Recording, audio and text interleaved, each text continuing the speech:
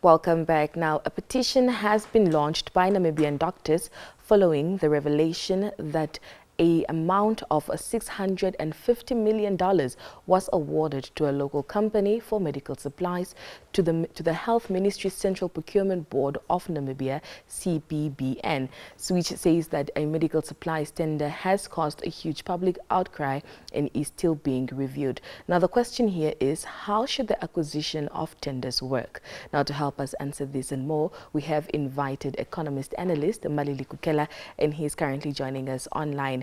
A very good morning, Mr. Likukela. Thank you so much for joining us. Good morning. Thank you very much for inviting me. All right. Now, Mr. Likukela, the Central Procurement Board of Namibia, as it is known today, has gone through many changes from the Namibian Tender Board. What do you make of these changes? Much for that question. Indeed, yes, the Central Procurement Board has gone through a number of changes which were really necessary. And they were necessary by the fact that these changes were expected, were supposed to make them more effective in achieving the mandate that was given to them. So the important here to understand is that the mere change in the name of the organization is not really something to be happy about. We must be happy about the changes in the effectiveness in the way they do things. So while we appreciate the change, the material change that we needed to see is that effectiveness, because we are still not so sure whether the change in the name or the change in brought about what was needed. We still find an institution, despite it having names, having changed structure, it is still struggling to meet its mandate. And this is really concerning because the change in itself cost a lot of taxpayers. We expected to see results, positive results that would settle people down to this change where necessary they brought up effective and good results. But what we are seeing right now is that we are seeing an institution that is still struggling to meet its mandate, which is really to help government procure good services at a much cheaper cost, timely and effectively. And this we are not seeing really. That is why perhaps it brings the outcry in the public as you see today. All right. So what you're saying is that the board did not live up to its expectations when it comes to the public? Yes, and not really. We need to be very careful here to rely on the public court of opinion. But the truth must be spoken. Whether we rely on the media or we rely on whatever source, all we are getting is that the institution is struggling. And some of these are evident right in front of us. We find an institution that is struggling to meet its mandate in terms of really adhering to all internal compliance and procedures. When you have an institution like that, it really sends out a message out there to the public to say something is really wrong with this organization, and people or the public begin to doubt the authenticity, begin to doubt the integrity of this institution. And these are clear things that we are seeing within the CPB. And the reason why these are coming out is, of course, every organization has got internal structure that once they are not followed, it has repercussions. And remember, the CPB has got a of procurement, and public procurement is really a very important aspect of governance. It's on governance, it touches on accountability, it touches on transparency. All of this makes up what is called, it makes public procurement a business with a system, and it's a very sensitive subject. All right. Now, the CPBN does procurement on behalf of public entities. What do you make of the acquisitions on tenders, be it private or public ones? And also, if you could just perhaps walk us step by step as to how they work. Well, from a technical point of view, I may not really be the right person to explain the technical aspect step by step.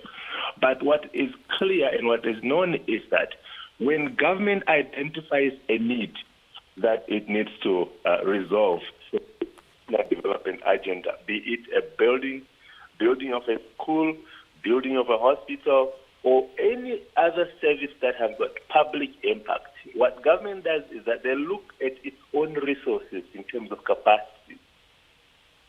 Government identifies that they don't have the capacity to do that within house. They outsource it. They function out by way of inviting the public meaning enterprise, SME, to deliver such a service. And obviously that service will come at a cost to government. Now, the reason why government would want to go out on tender is to value for money, to find the best price, to tap into the competitive entities that are within the country and find the one that can deliver this service or this good. And the process of procurement is put in motion through advertisement. Once advertisements are given, the process of adjudication, they adjudicate or evaluate those applications or those tender applications. And based on the expectations of the government and also the budget, the best candidate is then identified. Now, what normally happens or what's supposed to happen is that the best candidate is the one that have demonstrated capacity to deliver, is the one that has demonstrated processes or experience in delivery of such goods.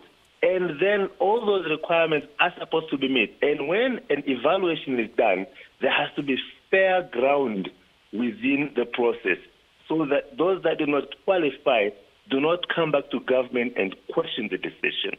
And so these processes then continue to a point where the entity which has been identified will then deliver the goods and services in a timely manner. Remember, when a need arises, it has to be resolved within a time frame. And usually what is expected is that this company must have demonstrated that it has done so in the past on time. And then that process then comes to an end when the process or when the goods and services are delivered. Satisfaction of government and the beneficiaries. And so what we are seeing now with CPB is that many of these tenders that have been advertised, of course, can be applied, but then the outcomes, about 70% of the decision the citizens have been questioned. That brings a question to the public to say, do they know what they are supposed to do? Because it is really not in the process or in the tenderer or the recipient of the tender. The problem is within the internal process. So if the process cannot detect the inefficiency or the deficiency of the tenderer, then the problem is not with the tenderer that much, it is with the process. And so that's why it boils down to the Central Procurement Board to clean its house and restore the trust. All right. Now, Mr. Likukela, the Public Procurement Act allows local entities to be given an advantage. Is this the case with what you've witnessed so far? Yes, what we have witnessed so far, especially from my point of view, is that there are mixed results. And it's mixed results because it is case by case or tender by tender. But what is obvious in the past is that if you are a local entity, your chances of getting a tender depends on how much foreign content you have in your application. Mm-hmm. Let's say it's to build a house, to build a road, or a hospital or a school. In most cases, those that have got external partners, like Chinese, like Italians, like the Germans, they stand a better chance. Why? Because they are deemed to be more experienced because of their foreign content or foreign partners.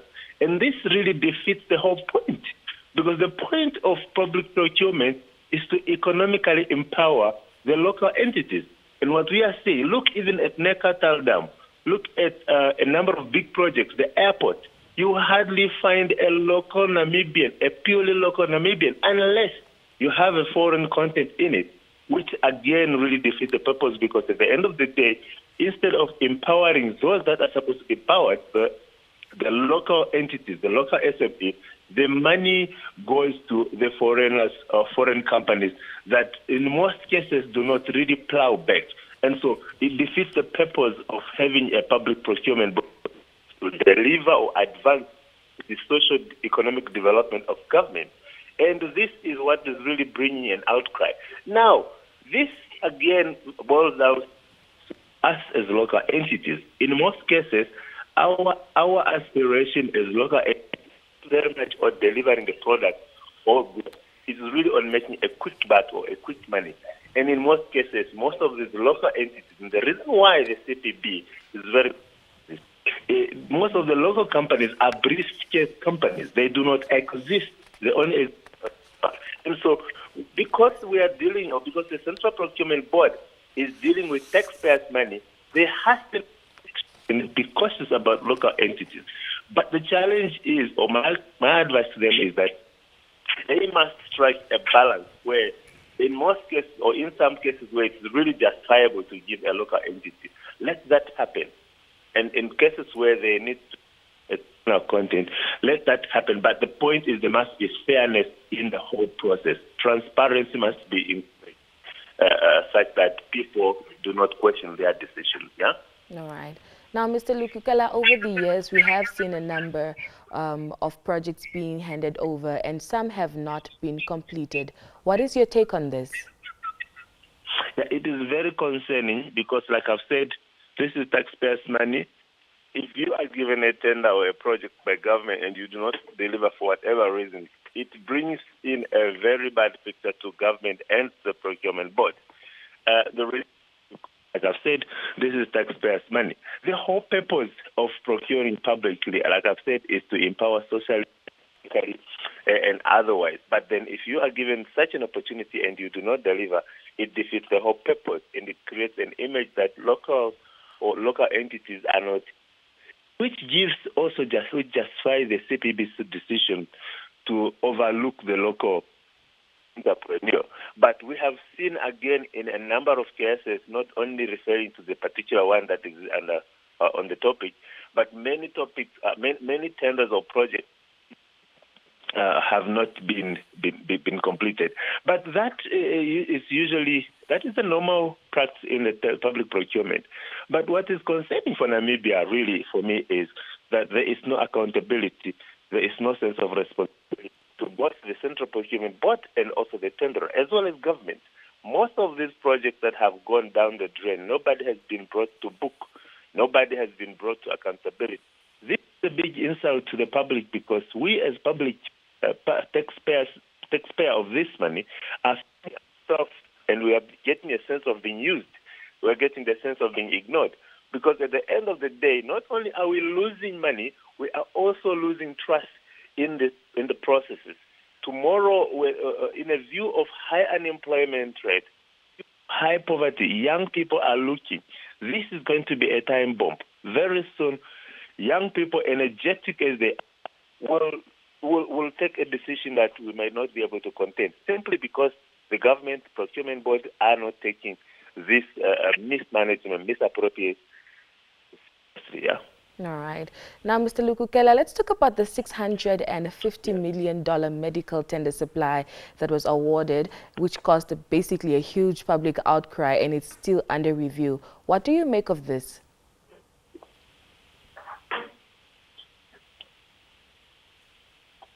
Mr. Likukela? I can't hear you. Yes, I was talking about the $650 million medical tender supply that was recently put out there, which is still under review by the board. What do you make of it? Yes, this is a very serious turn of event in not expected direction, and it should not be taken very lightly. The decision to review this tender is welcome. While it is welcome, again, it's seen from different angles. Others will look at the decision of the tender board or procurement board not to have done its due diligence in the first place. They were given ample time, enough resources to do due diligence so that this does not turn out the way it has. Creates an impression to the public and also to the business community that, again, maybe Procurement Board doesn't really have enough capacity. They are disorganized. They do not know what they are doing. And by coming up publicly and admitting, of course, it's a good thing, but the sense that they're creating is that what about the next decision? What about the other decision that's still coming? Will they have their house in order or ready to deliver their mandate? And so, yes, coming up with the decision to review is good, but it creates a certain impression to the and also to the government, which hinges on trust and confidence. But yes, while we welcome the decision to review, again, there is a lot of internal political play that has spewed out in the public, which begins to ask and make us, the public, to wonder that even the review will be done in a clear and fair manner. What if the process has been politically contaminated? What if the process has been contaminated by other factors unknown to the public? And so the decision to review really, while it's welcome, it is entirely still very speculative. We are not so sure, in other words. All right. Now, several companies have since submitted, petitions to the board for reconsidering the award. Talk to us about the power that petitions have. Yes, I think this is a great development. It's a good move by the public. Petitions are not judicial bodies or judicial processes. However, petition world over have demonstrated to be very effective in influencing processes or decision making in a case of where something like this have happened. The reason is because when a petition, for example, the one that has been created, then immediately when the petition is created, it power to raise awareness and get a buy-in from the public. It highlights the fact that something is wrong and that something must be done.